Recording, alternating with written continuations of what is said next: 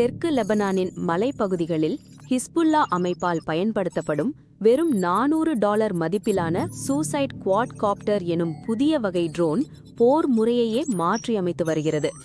ஏவுகணைகளோ போர் விமானங்களோ செய்ய முடியாத ஒரு சவாலை இது இஸ்ரேலுக்கு அளிக்கிறது.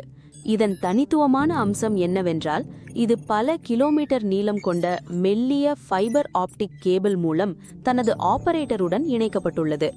இதனால் இஸ்ரேலின் அதிநவீன மின்னணு போர் கருவிகளால் இந்த ட்ரோனின் சிக்னலை துண்டிக்கவோ அல்லது ஜாம் செய்யவோ முடிவதில்லை. வெறும் 1.5 கிலோ எடையுள்ள 10 கிலோமீட்டர் நீளம் கேபிளை சுமந்து செல்லும் இந்த ட்ரோன் தரையோடு தாழ்வாக பறந்து ராடார்களில் சிக்காமல் 15 கிலோமீட்டர் தொலைவில் உள்ள இலக்குகளை துல்லியமாக தாக்கும் திறன் கொண்டது. லெபனானின் நகூரா முதல் இஸ்ரேலின் கிரியாத் ஷ்மோனா வரை பல்வேறு நகரங்களில் இது பெரும் பாதிப்புகளை ஏற்படுத்தியுள்ளது.